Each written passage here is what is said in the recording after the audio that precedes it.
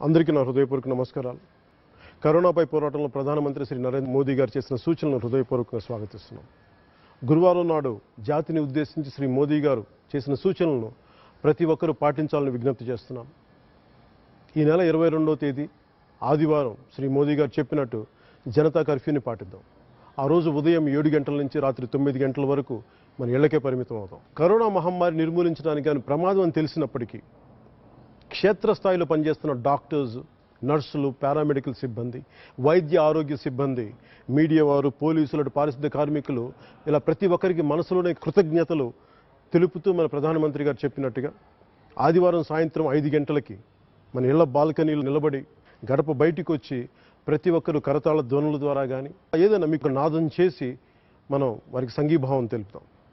సామాజిక సంఘీభావ కార్యక్రమంలో మనందరం మమేకం అవడం మన విధిగా భావిస్తాను. మోదీ గారి పిలుపునకు దేశమంతా స్పందించాలని మనస్ఫూర్తిగా వేడుకుంటున్నాను.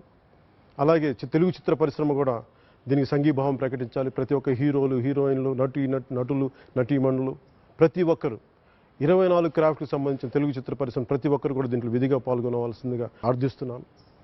ప్రధాని మాట పాటిద్దాం. కరోనా విముక్త భారతాన్ని సాధిద్దాం. జై హింద్.